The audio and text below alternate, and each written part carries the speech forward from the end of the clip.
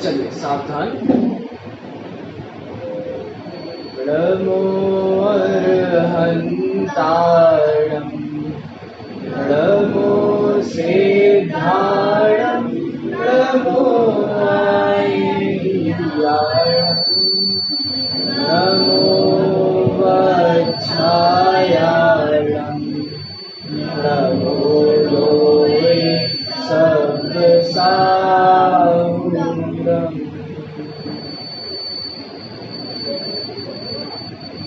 उत्तम क्षमा मार्दव आर्जव भाव है, सत्य शौच संयम तप त्याग उपाय है, आकिंचन ब्रह्मचर्य धर्म दश सार है, चहुगति दुख ते काढ़ी मुकति परकार।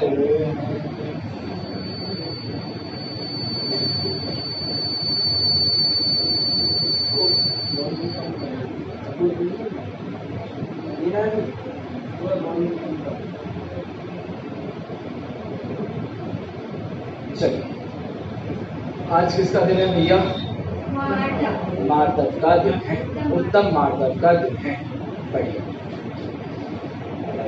आत्मा में उत्पन्न होने वाली कठोरता मान है और उस कठोरता का अभाव मार्दव है।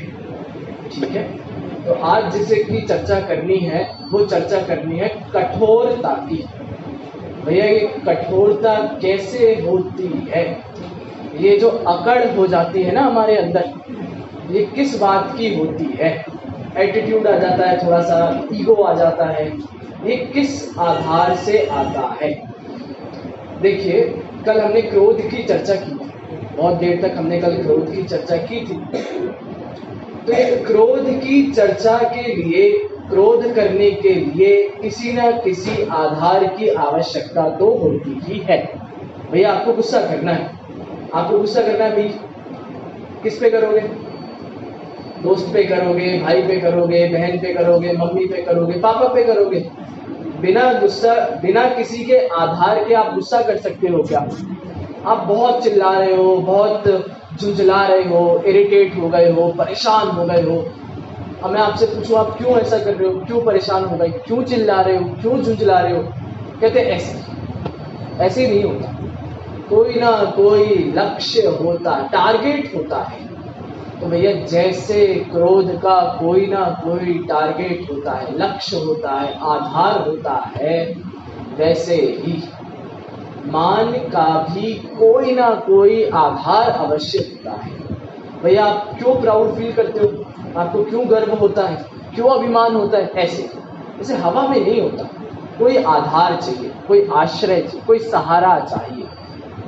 तो आज उन सहारों के, उन आधारों के आधार से हम चर्चा को करते हैं। तो आज थोड़ी देर जो हम चर्चा करेंगे, मान और मार्दव की जो चर्चा हमारे बीच हम करेंगे, वो हम पहले तो मान के आधारों की चर्चा करेंगे। भाई किस किस कारण से आपको मान आ सकता है, आपको अथवा हमें स्वयं को भी, किन किन कौन कौन सी ऐसी चीजें हैं जिनको लेकर आपको घमंड होता है, आपको लगता है बस आई एम द वन, मैं ही हूं जो हूं।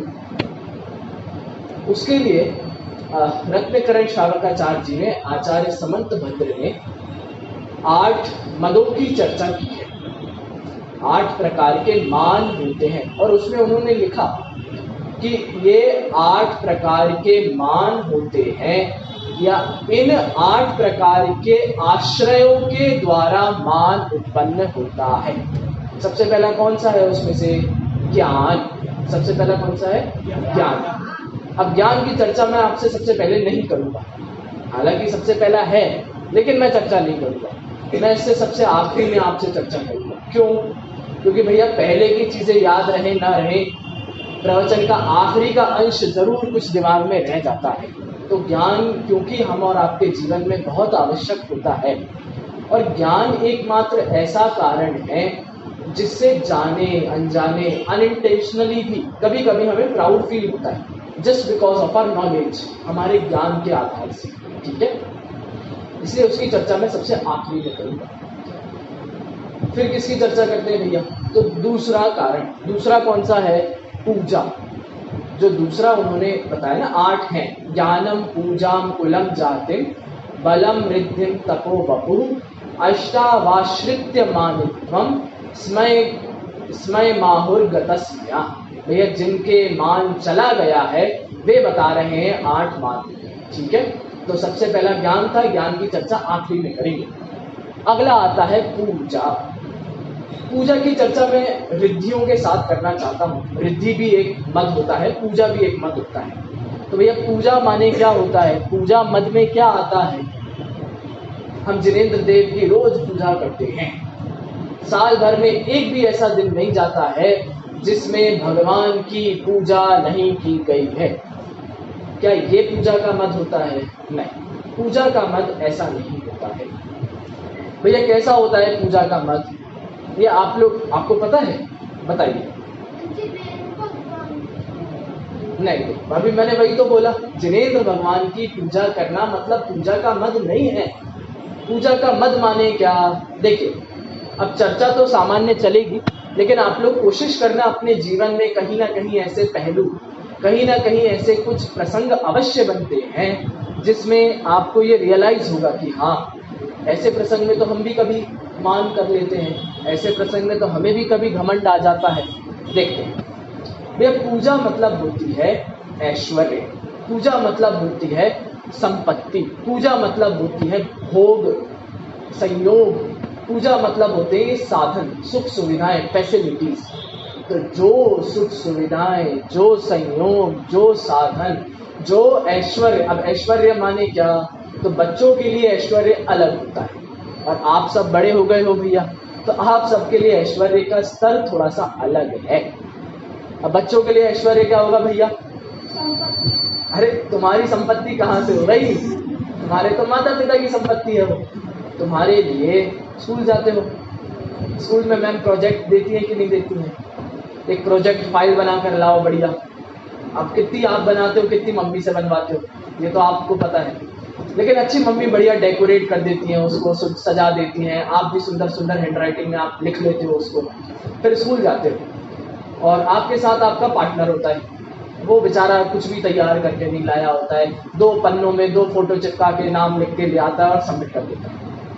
आपने बहुत सजाया, आपने बहुत सुंदर बनाया और उसने ऐसे ही सबमिट कर दिया। तो अब वो जो आपका पार्टनर है उसको आपकी वैल्यू आती है कि नहीं आती? वो तारीफ करता है आपकी? नहीं करता? यार भाई, आपने तो इतना सुंदर प्रोजेक्ट बनाया, आपने तो इतना बढ़िया बनाया, मैंने तो क्या 2 फोटो चिपका ही लिख के दे दिया, समझ में आया? तो बच्चों का ऐश्वर्य वो है, उनका ऐश्वर्य धन संपत्ति नहीं है। उनका ऐश्वर्य तो उनके प्रोजेक्ट्स हो जाएंगे, उनका कुछ काम हो जाएगा।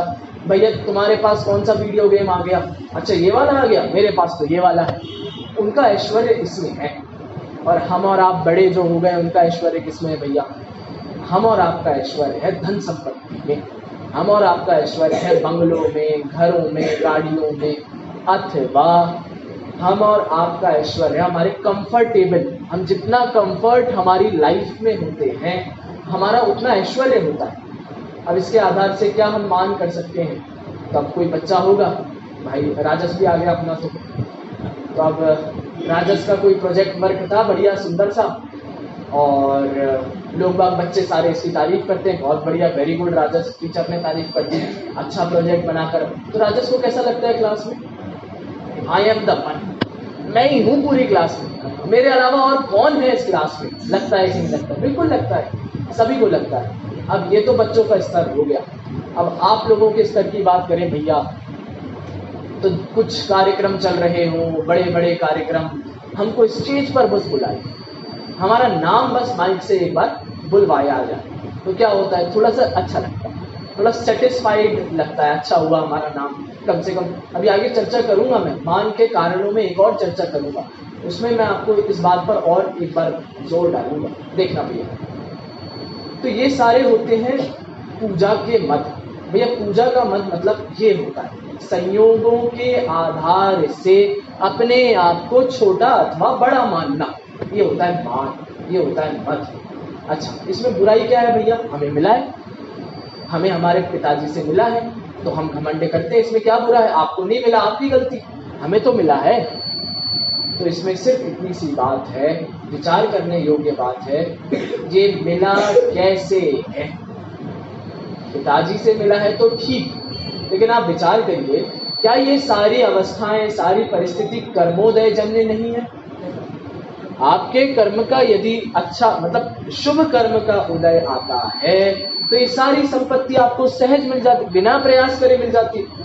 आप मुझे बताइए, भोग भूमि के जो जीव हैं, कितने कितने दुकान जलाते हैं वो? कौन कौन सी दुकान खोल के बैठे हैं भोग भूमि? एक भी दुकान नहीं है उनके वहां पे, लेकिन सारी सुख संपत्ति सुविधाएं हैं कि नहीं है? सारी सुविधाएं हैं। इसका मतलब है, सरल सी बात है भैया, ये सारे संयोग उदय अधीन होते हैं। जैसे उदय बन रहे हैं, आपको वो मिल रहे हैं, कल को नहीं रहेंगे, कुछ भी नहीं मिलेगा। समझ में आया? ऐसे कितने सारे उदाहरण हम अपने जीवन में देखते हैं। आज तो सब कुछ है, सारी संपत्ति सुख सुविधा है, लेकिन कल अगले दिन, आपको एक उदाहरण मैं याद दिलाता हूँ। एक प्रसंग था, अब मुझे याद तो नहीं, बहुत पुराना प्रसंग है, लेकिन कौन बनेगा करोड़पति तो आपने कभी ना कभी देखा होगा अपने जीवन में। उस कौन बनेगा करोड़पति में एक व्यक्ति आया था, नाम मुझे नहीं याद, लेकिन वो 7 करोड़ रुपए जीत कर गया था। मतलब जितनी उसकी अंतिम राशि होती है उतना वो जीत कर गया था। लेकिन कुछ महीनों बाद उसका अखबार में इंटरव्यू भी आया। क्या आया था? वो व्यक्ति गरीब हो चुका था, ऐसा इंटरव्यू आया था उससे। आप देखना 2015, 16, 17 इन 3 साल के हो सकता है करोड़पतियों के एडिशंस में आपको मिलेगा ये बात। अब बताओ, आप इतना पैसा जीत लिया, 2-3 महीने बाद गरीब हो गया, फिर से वापस अपनी जो परिस्थिति उसकी थी, सामान्य परिस्थिति में आ गया। कैसे हुआ? किसी ने चुराया, कोई ले गया, खराब हो गया? कुछ भी नहीं। कैसे हो गया? कर्मोदय की अवस्था है। आज है, कल नहीं रहेगा, और आज नहीं है, कदाचित कल बहुत हो जाए। समझ में आ रहा है भैया?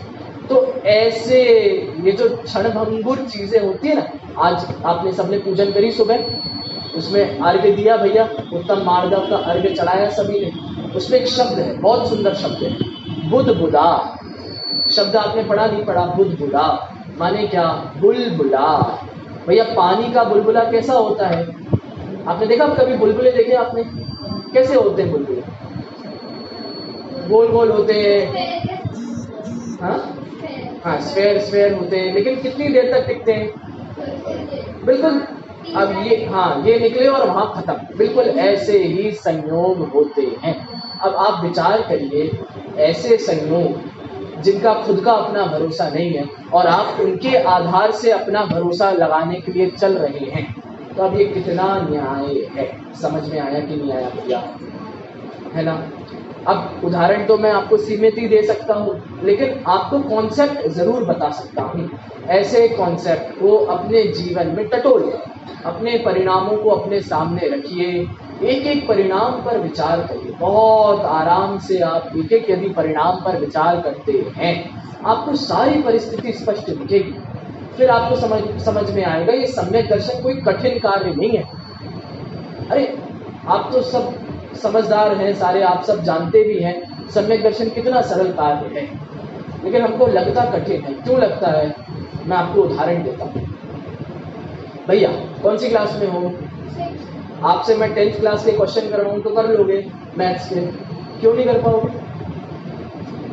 क्योंकि कभी पढ़े नहीं है, क्योंकि अभ्यास नहीं है, कभी सुना नहीं है। समझ में आया?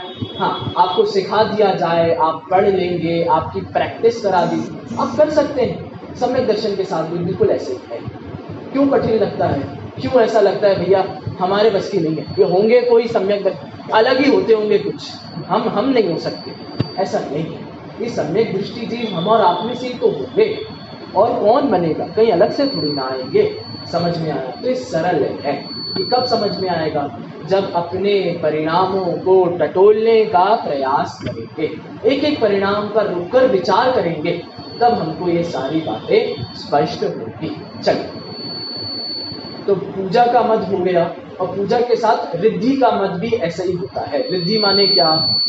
धन संपत्ति, रिद्धि माने धन संपत्ति, पैसा। तो इसका मत भी पूजा के साथ इंक्लूडेड आप समझिए। अगला कौन सा आता है? अगला आता है कुल। कुल का मत, और कुल के साथ जाति भी ले लीजिए, जाति का मत। अभी कैसा होता है भैया, हम सबको अपने मनुष्य होने पर गर्व होता है कि नहीं होता है? हम सबको, आप वो भजन भी गाते होंगे, कौन सा वो, मैं जैन कुल में जन्मा अभिमान करो रे, ऐसा सुना होगा आपने भजन भी। अब काय बात का अभिमान करना है, इसका विचार करते हैं। अभिमान करने योग्य है भी या नहीं है, इसका विचार करते हैं।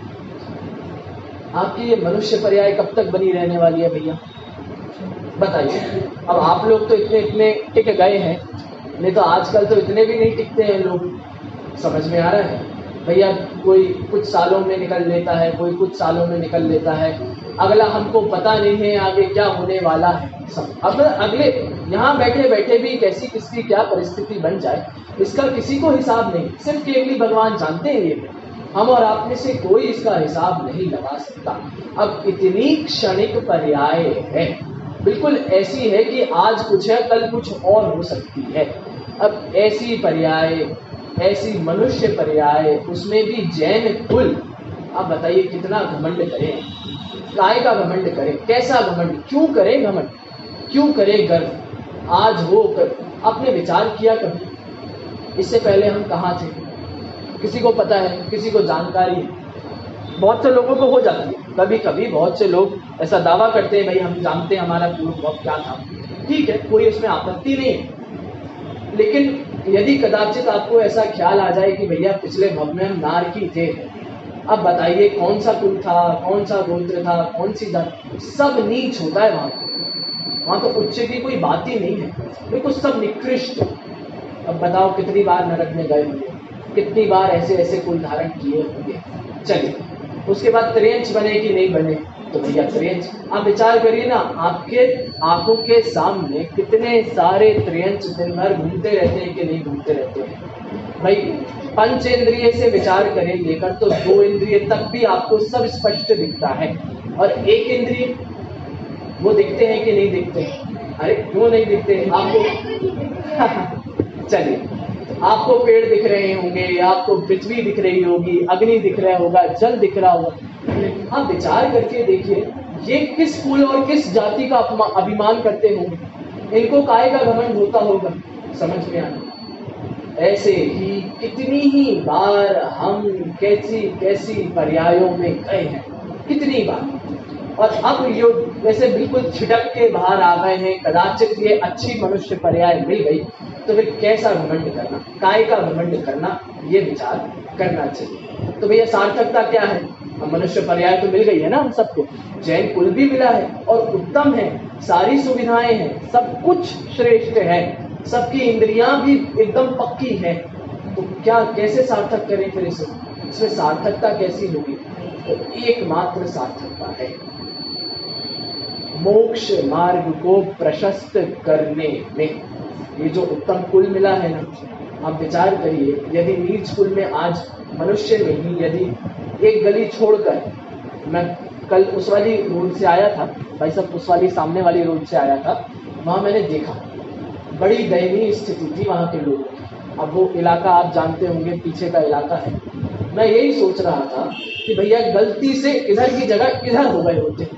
अब विचार करिए, ऐसे सुलभ संयोग मिलते कि नहीं मिलते, समझ में आ रहा है? तो भैया ऐसे संयोग मिले हैं, इसका क्या फायदा? तो सार्थकता घमंड करने में नहीं होती है, सार्थकता तो अपने मोक्ष मार्ग को प्रशस्त करने में है, सम्यक दर्शन ज्ञान चारित्र प्राप्त करने में है। ये है सार्थकता मनुष्य कुल की। आपको थोड़ा सा गर्व होना चाहिए ना, तो इस बात पे गर्व करो अब आप, कि आपको ये प्राप्त करना है। आप इस बात की होड़ लगाओ कि भैया ये प्राप्त करना है।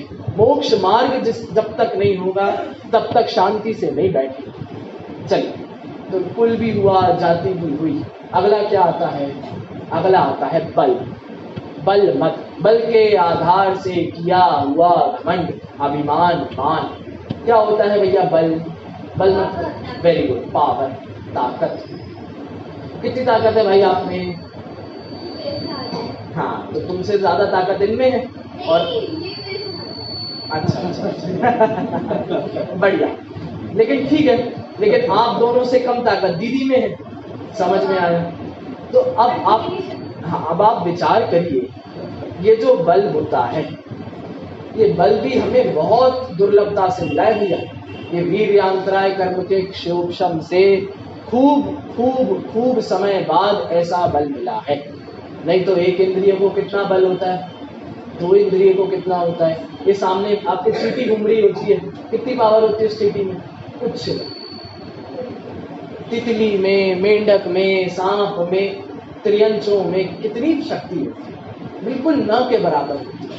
और कदाचित कुछ होती भी है तो काय में उपयोग करते, अपनी रक्षा में करते। भाई दूसरे जीव को मारने में करते हैं। हमने छह डाला तो सभी ने पढ़ी है भैया, पहली ढाल। तो अब अपने से जो निर्बल होते हैं उनको मारते हैं, और अपने से जो सबल होते हैं उनसे अपनी रक्षा करते हैं। तो अपने बल का प्रयोग सिर्फ इसी में निकल जाता है करने। हम लोग किस में करते हैं भैया अपने बल का प्रयोग? मारने में, डराने में, धमकाने में, और किस में करते हैं?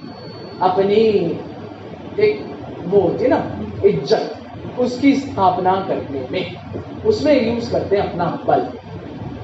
तो भैया बल तो फिर मिला है, तो सार्थकता कैसे हो इस बल की? तो इस बल की सार्थकता एकमात्र कार्य में है।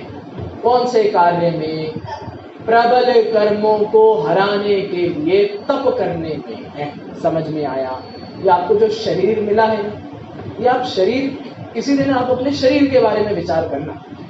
आपके शरीर आपके लिए अत्यंत उपयोगी है। ये जो शरीर होता है ना, इसे आपको अपने अंतिम समय तक साथ रखना पड़ेगा। क्यों? ये शरीर नहीं होगा भैया तो विचार करो, संयम नहीं कर पाओगे। तो शरीर की स्थिति संयम के लिए अत्यंत आवश्यक है। समझ में आया? तो इसकी भी स्थिति बना के रखना, लेकिन किसके लिए? संयम के लिए, तप के लिए। ठीक है, इसी से अगला मत खड़ा होता है। कौन सा? तप का मत। सबसे ज्यादा व्रत कौन लेता है बताइए भैया, हाथ खड़े करिए। सबसे ज्यादा नियम कौन करता है? सबसे ज्यादा उपवास एकासन कौन करता है? बिल्कुल, हमारे यहाँ तो सम्मान होता है जिसने 10 लक्षण के 10 उपवास करे हैं। अंतिम दिन क्षमावाणी के दिन उसका बड़ी बड़ी प्रशस्तियां लिखी जाती हैं।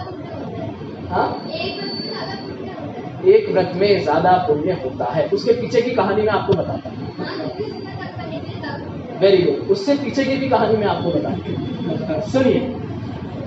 तो अभी बड़ी बड़ी प्रशस्तियां मिलती हैं। तो अब बड़ी बड़ी प्रशस्तियां मिलती हैं तो वो सोचते हैं भैया मेरा नाम 5 व्रतों में क्यों आए, 7 व्रतों में आना चाहिए। मैंने 7 उपवास किए हैं तो मेरा नाम 7। तो 2 दिन और भूखा रहना है, रह लेंगे, उसमें क्या है, सो जाएंगे बढ़िया।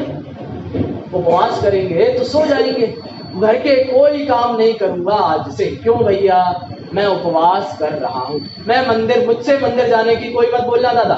क्यों? उपवास कर रहा हूँ। एकासन, मेरा आज एकासन है, मैं आज घर के कोई काम नहीं करूंगा। अब सुनिए उसके पीछे की कहानी।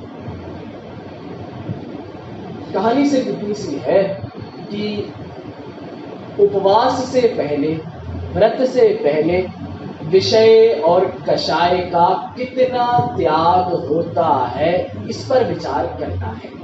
बताइए भैया, विषय क्या होता है? बताओ। एक्सीलेंट। अब पंच इंद्रिय के भोगों को थोड़ा सा खोलोगे ना आप, तो आपको समझ में आएगा ये कितना सरल है, मतलब हमें उलझाने के लिए कितना सरल है। स्पर्शन इंद्रिय, स्पर्शन इंद्रिय में सारी अच्छी अच्छी चीजें होनी चाहिए। बाहर गर्मी है तो अंदर ठंडी होनी चाहिए, बाहर ठंडी है तो अंदर गर्मी होनी चाहिए। समझ में आया? कपड़े अच्छे होने चाहिए, बिना धुले कपड़े नहीं होने चाहिए। इसका ये मतलब नहीं भाई गंदे घूमो, इतना तो साफ सुथरा ही है, लेकिन उपादेय बुद्धि नहीं होनी चाहिए। समझ में आया? वो कपड़े बिल्कुल स्वच्छ साफ होने चाहिए। अच्छा, रचना की बात करो, अच्छा अच्छा चाहिए है, प्रति समय चाहिए है, हाँ बिल्कुल टेस्टी होना चाहिए। किसी दिन लौकी करेला बन गया भैया, मम्मी की आफत हो जाती है उस दिन तो, है ना? तो ये सारी बातें हैं। अब ये सिर्फ बच्चों की बातें नहीं है, आप विचार करो कहीं ना कहीं हमारे जीवन में भी ऐसा ही होता है। आज इसमें नमक अच्छा नहीं डला है, मिर्ची ज़्यादा हो गई है, कम है, ये है वो है, ऐसा है वैसा है, सारी बातें हमको भी कहीं ना कहीं विचार करनी चाहिए। चलिए, तो पांचों इंद्रियों के विषय और उसके बाद नंबर आता है कषाय का। सबसे अच्छी बात है, कषाय जब तक कम नहीं होती है तब तक धर्म की शुरुआत नहीं होती है। समझ में आया भैया? जब तक आपके जीवन में क्रोध कम नहीं होगा ना, मान कम नहीं होगा ना, माया लोभ ये कम नहीं होंगे, तब तक धर्म की शुरुआत ही नहीं हो सकती। समझ में आया? कैसे नहीं हो सकती? क्योंकि इसके बिना विशुद्धि नहीं होती है। कषायों को घटाए बिना विशुद्धि नहीं होती है, और विशुद्धि के बिना सर्वज्ञता की प्राप्ति नहीं होगी। आप सबको यदि भगवान बनना है, यदि सबको सर्वज्ञता की प्राप्ति करनी है, तो उसका एकमात्र उपाय है। कौन सा उपाय है दास भैया? विशुद्धि। एकमात्र उपाय है विशुद्धि। सर्वज्ञ सर्वज्ञ इसलिए नहीं है क्योंकि वे सबको जानते और देखते हैं। सर्वज्ञ सर्वज्ञ इसीलिए नहीं है क्योंकि वे हितोपदेशी हैं। सर्वज्ञ सर्वज्ञ इसीलिए हैं क्योंकि वे वीत रागी हैं। तो महानता किसमें है? सर्वज्ञता में नहीं है। अरे इसमें कोई महान बात नहीं है, आप दो चार चीजें ज्यादा जान लोगे या दो चार चीजें कम जानोगे, इसमें कोई बड़ी बात नहीं है कि आप बहुत अच्छे मोटिवेशनल स्पीकर बन जाओ और लोगों का कल्याण करने लगो। बड़ी बात इसमें है कि आप में कषाय उत्पन्न ना हो। बड़ी बात इसमें है कि आप में वीत रागता बनी रहे। समझ में आया? तो वीत रागता ही एकमात्र कारण है सर्वज्ञता का। इसके बिना सर्वज्ञता टिक नहीं सकती। सर्वज्ञता के लिए भी पात्रता चाहिए। हम और आप सर्वज्ञ क्यों नहीं है? क्योंकि वीत रागता नहीं। आप विचार करना। अच्छा चलो, मैं ज्ञान के उसमें इसकी चर्चा फिर से कर लूंगा, लेकिन आप अभी विचार करिए कि क्लास में बच्चों के लिए भी कहता हूँ, आपके लिए भी कहता हूँ, भाई आपकी मैथ्स की क्लास है स्कूल में, मैथ्स के पीरियड लगा हुआ है। आज के दिन आपको मैथ्स का जो सर पढ़ा रहे हैं सब समझ में आता है, और एक दिन ऐसा होता है कि आपको सर 2+2 4 भी समझा रहे होंगे तो भी समझ में नहीं आता। होता है कि नहीं होता है? जिस दिन बहुत सरल कभी विषय पढ़ा रहे होंगे तो भी मन नहीं लग रहा, इधर उधर देख रहे हैं, बातें कर रहे हैं, मस्ती कर रहे हैं, लेकिन जिस दिन मन लग रहा होता है उस दिन आपको सब कुछ समझ में आता है।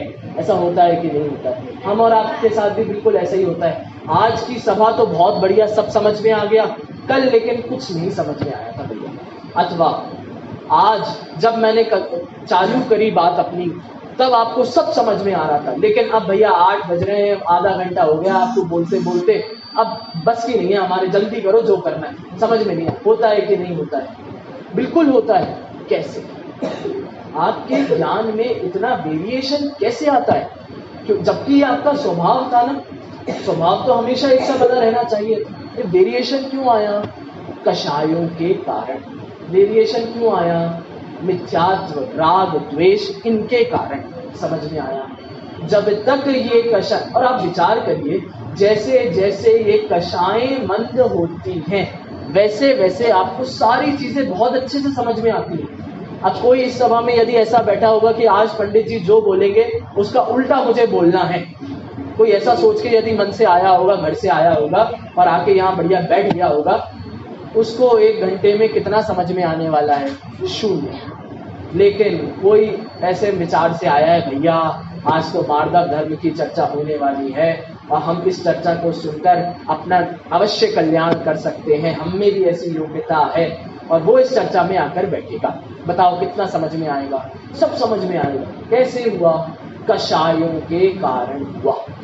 कषाय मंद थी तो सब समझ में आ गया, कषाय तीव्र थी तो कुछ समझ में नहीं आया। समझ में आ गया? अरे समझ में आया कि नहीं आया? आप लोग की कषाय तीव्र हैं कि मंद हैं भैया? Very good, very good. चलिए, तो अभी चर्चा हमने किसकी करी? तप की करी। तो तप की सार्थकता भी किसमें है? तप को धारण करने में है। उससे अभिमान करने में उसकी सार्थकता नहीं है। आगे कौन सा आता है? अगला मद आता है रूप का मद। रूप होता है ना भैया, हैंडसम दिखना है, अपन को स्मार्ट दिखना है, दिखना ही पड़ता है। कंघी कंघी करके आते हो कि नहीं आते हो? कोम करते हो नहीं करते हो? क्यों करते हो? साफ सुथरा दिखना है, सुंदर दिखना है, अच्छा दिखना है। रूप, बिल्कुल। अब रूप की चर्चा भी आपके लिए बहुत सरल चर्चा है, आप सब जानते हो रूप के बारे में, कोई नई चीज नहीं है आपके लिए। रूप बहुत सरल है आप सबके लिए। कैसे सरल है भैया? रूप को भी रूप का अभिमान होता है, कुरूपी को भी रूप का अभिमान होता है। आपको पता है, जिसका अच्छा रूप नहीं होता है ना, उसको भी बहुत घमंड होता है अपने चेहरे पर, अपने अभिमान पर। चलिए, उसमें तो सिर्फ इतना ही विचार करना चाहिए। रूप के प्रसंग में तो एक ही बात का विचार करना चाहिए, ये शरीर, शरीर कितना सुंदर हो सकता है? बताइए भैया, कितना सुंदर हो सकता है? चक्रवर्ती से ज्यादा सुंदर आप सबका शरीर हो सकता है कि नहीं हो सकता? अभी तो नहीं हो सकता। हाँ, कामदेव से ज्यादा सुंदर आप सबका शरीर हो सकता है कि नहीं? जो तीर्थंकर है, कामदेव है, चक्रवर्ती है, उनसे ज्यादा सुंदर हो सकता है कि नहीं? अरे नहीं प्रभु, उनसे ज्यादा कहाँ सुंदर लेकर आओगे?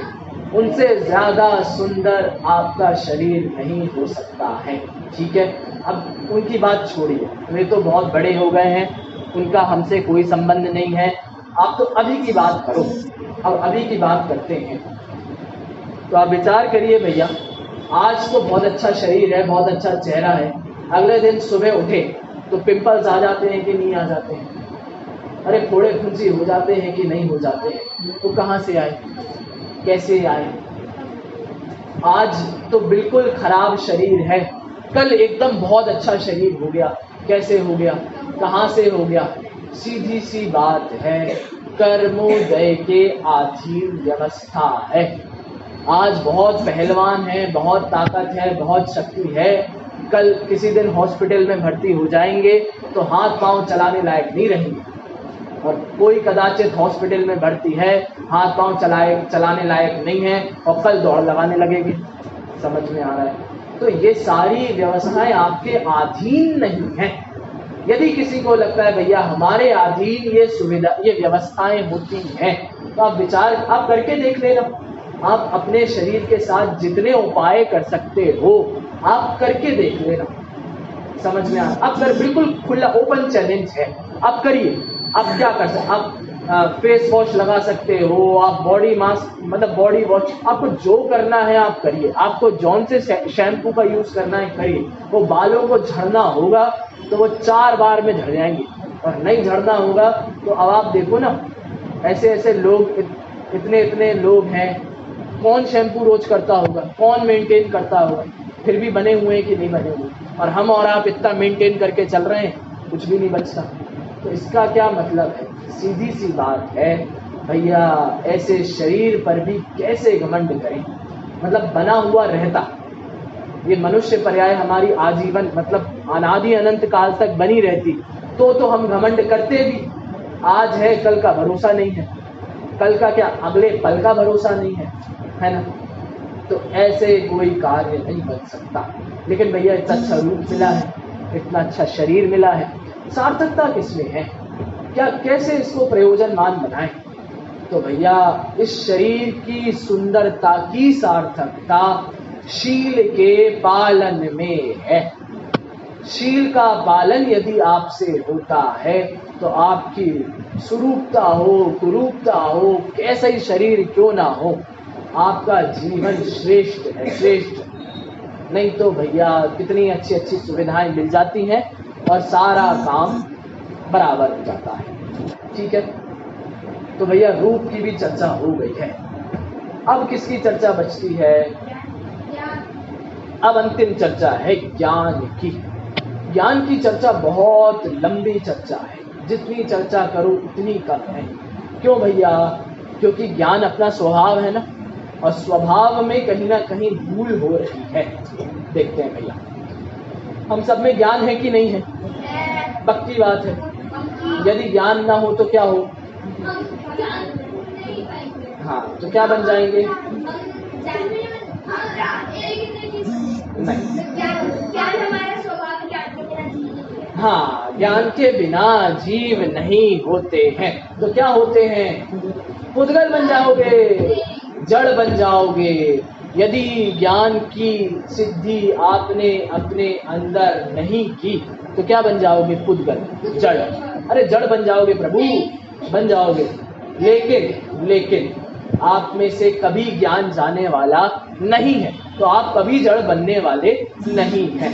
चलिए, अब जो हम और आपका ज्ञान है इस मनुष्य पर्याय में, इस पर्टिकुलर प्रेजेंट टाइम में हम और आपका जो ज्ञान है वो कैसा ज्ञान है? किसके आधार से होता है? चलो, मिथ्यात्व है, मिथ्या ज्ञान है। कौन सा ज्ञान है? अज्ञान है। और कौन सा ज्ञान है? वो जो उत्तर तो दो, सही उत्तर तो दो। विभाव ज्ञान है। थोड़ा और बताओ कौन सा ज्ञान है? अरे आप लोग भी पीछे बोलते रहा करो, जागते रहोगे। बताइए भैया, आप लोग यहाँ से बता दीजिए कौन सा ज्ञान है? बिल्कुल सही कह रहे हो, बोलो तो बस। मति श्रुत ज्ञान है। ये तो पता है ना, मति श्रुत ज्ञान होते हैं। नहीं पता? चलो कोई बात नहीं। मति श्रुत ज्ञानी है, हम सब में मति श्रुत ज्ञान है। माने कौन सा ज्ञान है? क्षयोपशमिक ज्ञान है। पूरा ज्ञान है क्या? क्या आप में से कोई केवल ज्ञानी बैठा है इस सभा में?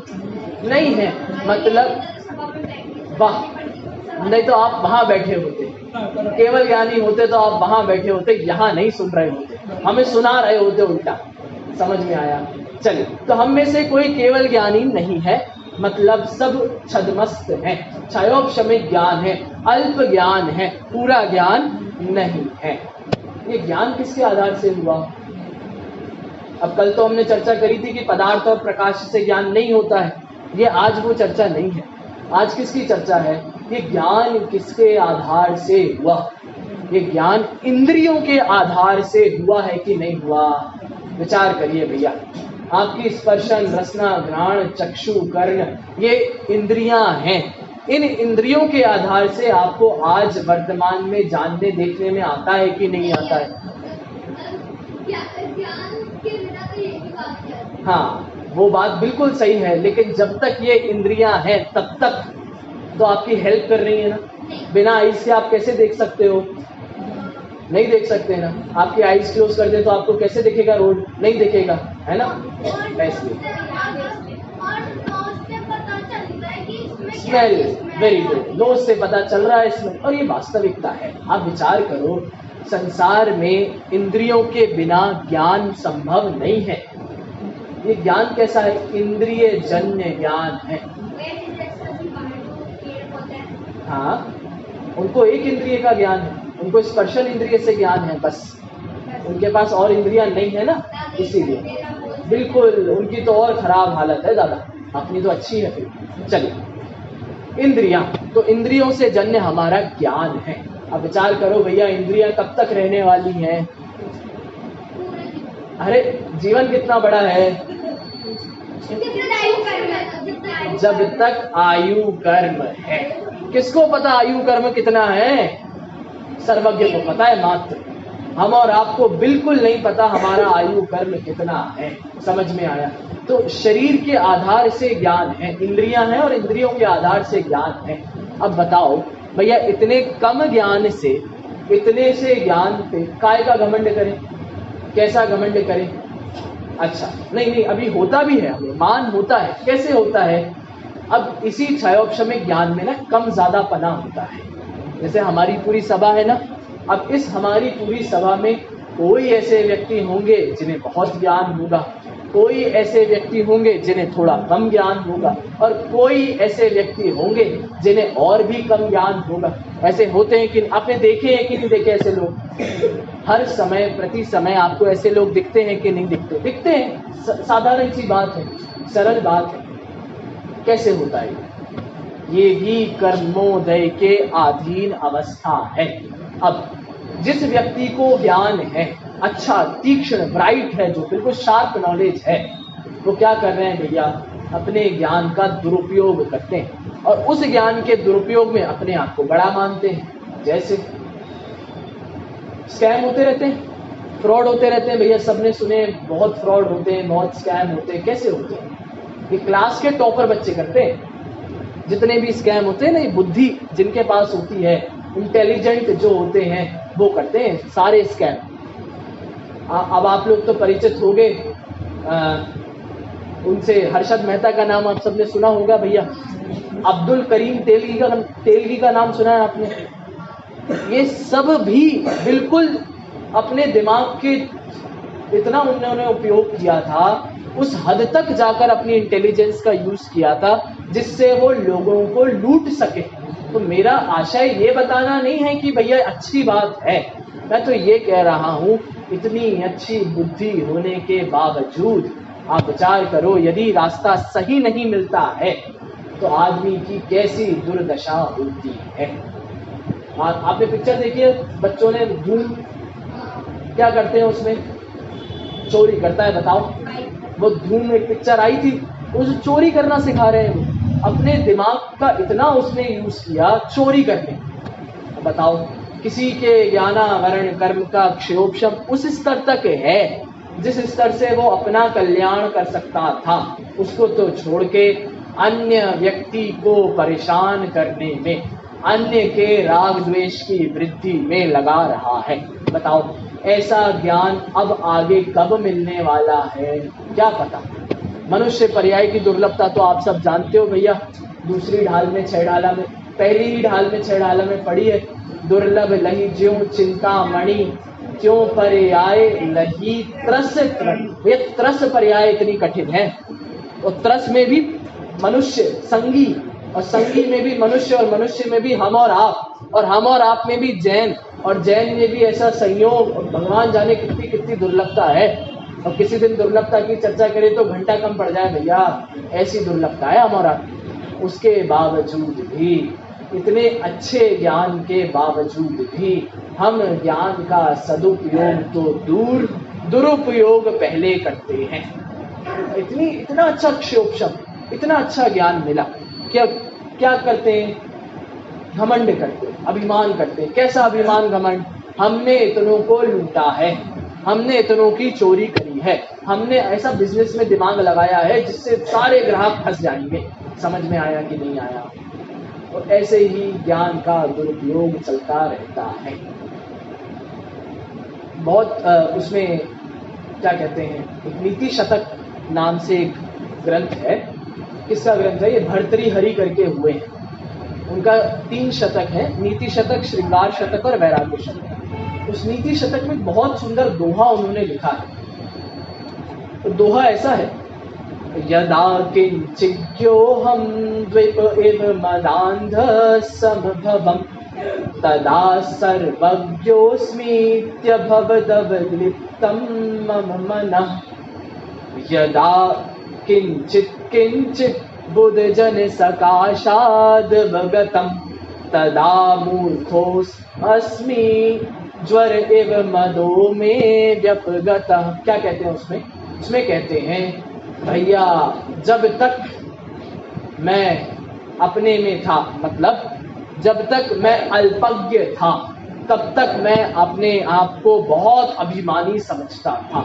जब तक मुझ में ज्ञान, थोड़ा कम ज्ञान था ना, तब तक मैं अपने आप को बिल्कुल ऐसा समझता था मैं ही हूँ। लेकिन जिस दिन से किंचित बुद्ध जन सकाशाद वगतम, जिस दिन से मुझे बुद्ध जनों का सानिध्य प्राप्त हुआ है, जिस दिन से मैंने विद्वानों की संगति प्राप्त की है, उस दिन से मैं कैसा अपने आप को मानता हूँ। उस दिन से मुझे समझ में आया कि मैं तो भैया मूर्ख था। जहाँ मैं अपने आप को सर्वज्ञ मानता था, अब समझ में आया है, उस सर्वज्ञता का सारा बुखार उतर गया है, और अब समझ में आया है मैं तो भैया बहुत मूर्ख हूँ। समझ में आया? तो ऐसा होना चाहिए। चलिए, तो अब ये तो चर्चा हो गई कि भैया मान इन कारणों से होता है। एक और मैं मान का आपको कारण बताता हूँ, बहुत मनोवैज्ञानिक कारण है। आप सब अपने जीवन में इसको भी कभी न कभी देखते होंगे। एक मान का कारण होता है डर। क्या होता है भैया मान का कारण? घमंड का, अभिमान का कारण होता है डर। कैसे होता है? आप विचार करो, बताओ भैया, आप ही बताओ। जैसे सी, इतना छोटा सा बच्चा भी इस बात को समझ गया है, यदि मैंने अपनी इमेज क्रिएट कर ली है, एक इमेज हो जाती है सब बच्चों की, स्कूल में हो जाती है, क्लास में हो जाती है, अच्छा पढ़ने लिखने वाला है तो अच्छा ही रहता है, उसको डर रहता है किसका, मेरी इमेज खराब ना हो जाए। इस चक्कर में क्या करता है, बहुत सुंदर प्रकरण है, इस चक्कर में व्यक्ति अपना घात भी करने तैयार हो जाता है और सामने वाले का भी घात करता है। समझ में आया? तो भैया डर, अब डर और कैसा हो सकता है, अब आपने मुझको बुला तो लिया, मुझसे कोई बात करेगा कि नहीं करेगा, डर है, डर से अभिमान पुष्ट होता है। आपने बुला तो लिया, मेरी बात कोई सुनेगा कि नहीं सुनेगा, मैंने इतनी मदद करी है लोगों की, इतना सब कुछ किया है, इतनी हेल्प करी है, इतना दान दिया है, इतनी सहायता, एनजीओ खोल रखे हैं, बड़े बड़े सरकारी कामों में मेरी मदद होती है, मुझसे कोई पूछेगा कि नहीं पूछेगा, मेरा नाम कहीं जाएगा कि नहीं जाएगा, ये डर होता है। और इस डर के कारण हम अपने मान को पुष्ट करते हैं। इस डर के कारण हमारा मान हमेशा जाने अनजाने अनइंटेंशनली वो चलता रहता है, कहीं ना कहीं पीछे से चलता रहता है। तो भैया क्या उपाय है इसका, इसका सीधा सा उपाय है, और उपाय आप सब जानते हो क्या है, नहीं, इसका उपाय है, गलत तब तो है ही, आप गलत नहीं कह रहे हैं, लेकिन इसका उपाय है, हमको कछु भय ना रे, जान लियो संसार। इतना सा उपाय है इसका। डर को भगाना है ना भैया, डर को खत्म करना है, कैसे खत्म होगा, ऐसे खत्म होगा, जान लियो संसार, संसार को जानो। कैसे जानोगे भैया संसार को, कैसा होता है संसार, तो संसार माने द्रव्य गुण पर्याय, संसार माने प्रत्येक द्रव्य का परिणमन उसी द्रव्य के अनुसार उसी द्रव्य में होता है। संसार माने प्रत्येक द्रव्य के प्रत्येक गुण अपनी ही सीमा में रहते हैं, वो अपनी सीमा को बाहर छोड़कर नहीं जाते हैं। इसको कहते हैं जान लियो संसार। समझ में आया? इसको कहते हैं डर को भगाने का उपाय। डर को भगाने का क्या उपाय है? डर को भगाने का सिर्फ इतना सा उपाय है कि प्रत्येक द्रव्य का परिणमन अपनी स्थिति में, अपनी सत्ता में स्वयं से हो रहा है। ना इसमें आप कुछ कर सकते हैं, ना इसमें मैं कुछ कर सकता हूँ, इसमें सर्वज्ञ देव भी कुछ नहीं कर सकते हैं। समझ में आया कि नहीं आया? तो मान को हटाने का उपाय क्या हो गया? डर को हटाना। डर को हटाने का उपाय क्या हो गया? संसार को जानना। संसार को जानना माने क्या?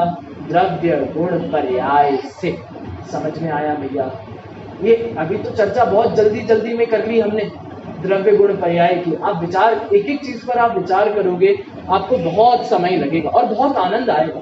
सारी बातें आपके सामने स्पष्ट हो जाएंगी। आपको पता है भैया, एक द्रव्य के उसी गुण की पर्याय उसी में होती है, ये आप सब जानते हैं। इनके बीच में अपनी अपनी सीमाएं हैं। इस सीमाओं का निर्धारण करना बहुत महान कार्य है।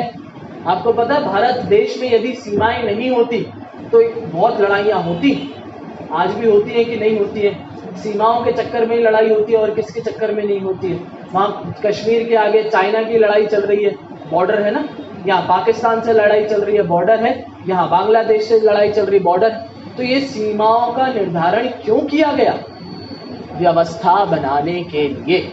और अंदर आइए आप, तो देश की सीमा तो निर्धारित है, राज्यों की सीमाएं निर्धारित हैं कि नहीं है? हैं। क्यों है निर्धारित? भैया व्यवस्था बनी रहे, अच्छे से पूरी जो फंक्शनैलिटी होती है वो चलती रहे। अच्छा, राज्यों में भी जिलों की सीमाएं हैं कि नहीं है? गांव की है कि शहर की है कि कस्बों की है कि सबकी सीमाएं हैं। और भैया एक गली में 4 घर हैं, चारों घरों की अपनी अपनी सीमाएं हैं कि नहीं है? नहीं होंगी तो क्या होगा? बाजू वाला आपके घर में, आप बाजू वाले के घर में चले जाओगे, व्यवस्था नहीं बनेगी। व्यवस्था बनाने के लिए पार्टीशन अत्यंत आवश्यक है, सीमाएं अत्यंत आवश्यक हैं। ऐसे ही संसार की व्यवस्था बनाने के लिए प्रत्येक द्रव्य गुण पर्याय की अपनी सीमा निर्धारित है, प्रवचन सार जी ने कहा है, और निश्चित है सीमाएं। एक द्रव्य अपनी सीमा को छोड़कर अन्य द्रव्य रूप नहीं चला जाएगा, नहीं तो आप पता चले थोड़े थोड़ा परिणमित होते होते होते होते मुद्गल बन जाओगे, ऐसा तो हो नहीं सकता। ये सिद्ध करता है, ये सारी बातें सिद्ध करती हैं कि प्रत्येक द्रव्य का परिणमन अपनी ही सीमा में होकर होता है, सीमा से बाहर जा ही नहीं सकता। आप प्रयास करके देख लो। अच्छा, प्रयास करके देख क्या लो, 24 घंटे तो यही प्रयास करते हैं, है ना भैया, हमारे अनुसार थोड़ा काम हो जाए, हमारे अनुसार चलेंगे तो काम बन जाएगा। और होता क्या, इसका रिजल्ट क्या निकलता है, अनुसार तो कोई चलता नहीं है, दुखी और हम हो जाते हैं। तो भैया अपना ही दुख बढ़ता है, इसलिए उन सीमाओं का कभी भी विघटन नहीं करना चाहिए, उनकी इज्जत करनी चाहिए, उनकी अपनी एक मर्यादा होती है। चलिए, तो ये चर्चा कहाँ से खड़ी हो गई भैया, सीमाओं की, वो डर से खड़ी हुई, द्रव्य गुण पर्याय से खड़ी हुई। चलिए, अब जैसे कल हमने चर्चा करी थी कि क्रोध की उत्पत्ति का उपाय, क्रोध की उत्पत्ति कैसे होती है और क्रोध का और क्रोध का नाश कैसे होता है, ऐसे ही मान के भी नाश के दो उपाय हैं। कौन कौन से, अंतरंग और बहिरंग। अंतरंग उपाय क्या है, जैसे कल क्रोध की चर्चा की थी वैसे ही मान में भी है, मार्दव स्वभावी आत्मा के आश्रय से। भैया क्षमा जैसे मार्दव भी आत्मा का गुण है, ज्ञान जैसे मार्दव भी आत्मा का गुण है, दर्शन सुख वीर चारित्र जैसे मार्दव भी आत्मा का गुण है। तो उसी गुण के आश्रय से जब मान कषाय उत्पन्न नहीं होगी तो स्वयमेव मार्दव धर्म बना रहेगा, स्वयमेव ही बना रहेगा। ये तो अंतरंग उपाय हो गया। अब बहिरंग का क्या उपाय है, बहिरंग एकमात्र उपाय है। कल तो हमने 2-3 उपायों की चर्चा करी थी क्रोध में, आज बहिरंग मान के लिए सिर्फ एक उपाय है। क्या है, विनय। क्या है भैया, विनय। विनय एकमात्र उपाय है, किसके लिए, मान को जीतने के लिए विनय एकमात्र उपाय है। आप मुझे बताइए, इस पूरी पृथ्वी पर सबसे ज्यादा विनयवंत कौन है, और बताइए थोड़ा, सबसे ज्यादा चाहिए मुझे दुनिया में, इसके अलावा बचता कौन है हमारी दुनिया में, भैया भगवान ही है, सर्वज्ञ ही है, जो इस दुनिया में सबसे ज्यादा विनयवंत हैं। कैसे हैं, कैसे हैं बताओ। विनय मतलब क्या होता है, विनय मतलब तो झुकना होता है ना, विनय मतलब तो अपने से बड़ों के प्रति ऐसे आदर भाव करना होता है, उनके पैर पड़ने होते हैं, उनका सम्मान करते, ये होती है विनय। बताइए, सर्वज्ञ परमेश्वरी, सर्वज्ञ परमात्मा किसके सामने झुकते हैं, किसकी विनय कर रहे हैं, किसके पैर पड़ रहे हैं। अरे भैया, बाहर झुकोगे तो दीनता आती है, अंदर झुकोगे तो लीनता होती है। कहाँ झुके हैं, अंतरंग में झुके हैं। इससे ज्यादा विनय का उदाहरण आपके लिए इस पृथ्वी पर कोई नहीं है। वो विनय किसकी है, उन्हें अपनी विनय है, अपने स्वभाव की विनय है, इसलिए स्वभाव की ओर झुक गए, इसलिए स्वभाव की ओर अपना उपयोग कर लिया।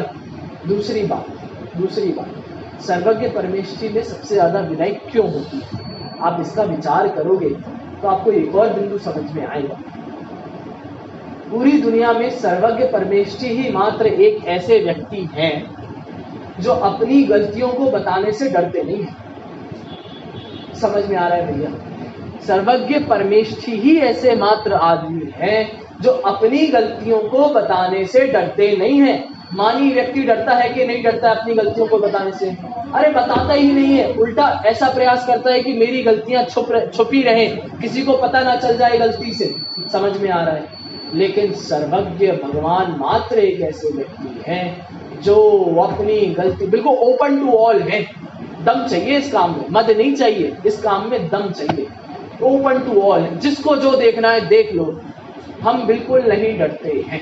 इसलिए सर्वज्ञ भगवान की महिमा इसलिए भी बहुत आती है, इसलिए नहीं आती कि वे सबको जानते हैं, तो इसलिए आती है कि वे अपने दोषों को भी बिल्कुल वैसे ही प्रकट करते हैं। भैया महावीर भगवान ने तुमसे कौन से ऐसे दोष कह दिए आके, आप पुराण पढ़िए, पुराणों में बहुत व्यवस्थित उनके सारे भवों की चर्चा, कितनी बार नरक गए हैं, कितनी बार निगोर पे, कितनी बार त्रियंच की पर्याय धारण करी, कितनी बार देव। कौन कह रहा है ये? सर्वज्ञ भगवान। कौन? आप अपनी गलती बता रहे हो, आप इतने महान आदमी बन गए। तो महानता का एक और कारण है अपने दोषों को प्रकट करना, और दोषों को प्रकट दीन होकर नहीं कर रहे हो कि भैया हम तो बहुत गरीब आदमी, हम तो बहुत भोले भाले हैं, हम तो यार गलती हो जाती है हमसे, ऐसा नहीं। वे वीतरागता के कारण अपने दोषों को प्रकट कर रहे हैं, वीतरागी होकर अपने दोषों को प्रकट कर रहे हैं। उस सबके प्रति समानता का भाव उनके है। आपको पता है ये ज्ञान में भी कम ज्यादा का क्यों होता है? मतलब आपका ज्ञान ज्यादा तो आप बड़े, हमारा ज्ञान कम तो हम छोटे, और जिसके पास ज्यादा ज्ञान होता है उसको मान आ जाता है। कौन से ज्ञान के आधार से होता है? ये छायोपशमिक ज्ञान के आधार से होता है। यदि आपने ज्ञान स्वभाव को देख लिया तो आपको त्रियंशों के प्रति भी मान नहीं आएगा। आपको वनस्पति पेड़ होगा ना आपके सामने, और पेड़ के सामने आप अभिमान करते हो, पेड़ तुझे क्या आता है, मुझे तो बहुत आता है, ऐसा भी मान नहीं आएगा। क्यों?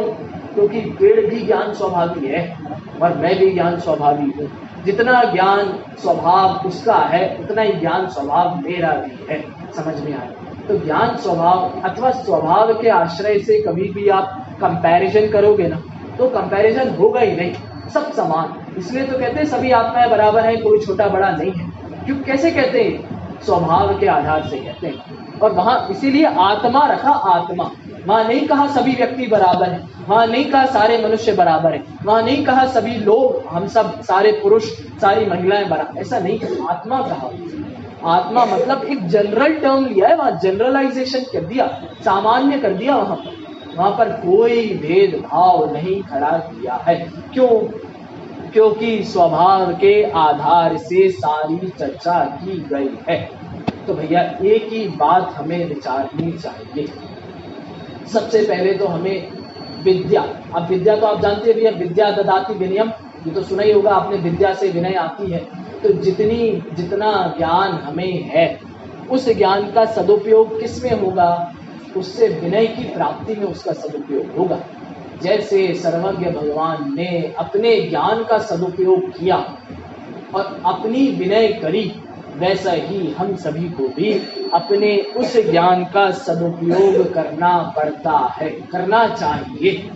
कैसे करोगे भैया? विनय लाकर। कहाँ विनय लाओगे? सामने वाले से या अपने से? अपने से जिस दिन विनय आ गई, सामने वाले को तो आपसे फिर लेना देना नहीं होगा। समझ में आ गया? बहुत सरल कार्य है, कठिन नहीं। तो सरल कैसे है? सरल सिर्फ ऐसे है, आपको अपने स्वभाव के बारे में जानना है। अब जान लिया है तो क्या करना है? अपने प्रति समय के परिणामों को सामने रखकर एक एक परिणाम पर विचार करना है। जैसे जैसे विचार की बात मतलब विचार की मात्रा बढ़ती जाएगी, वैसे वैसे ये मान अपने आप कम होता जाएगा। कषाय है ना मान, जैसे जैसे विशुद्धि बढ़ती जाएगी वैसे वैसे स्वयमेव इस कषाय का भी अंत होता जाएगा। तो आज के इस प्रसंग पर हमें मान के आधार से हमने चर्चा की है। तो चर्चा तो आज भी क्रोध की होनी चाहिए, मान की होनी चाहिए, माया की होनी चाहिए, सभी की होनी चाहिए, क्योंकि एक दिन नहीं है। कल ही चर्चा करी थी, स्वभाव संडे को रहता है कि मंडे को रहता है, कि सातों दिन रहता है या हमेशा रहता है। ऐसे ही उत्तम, क्षमा, मार्दव, आर्जव तिथियों में नहीं बटे हैं, हमेशा के धर्म है।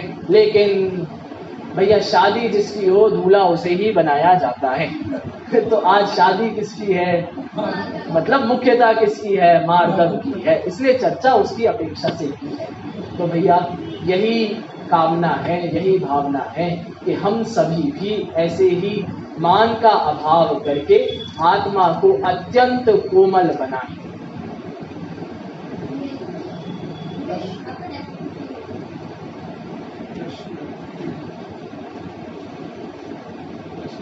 जी, अभी जो चर्चा हुई है हमारी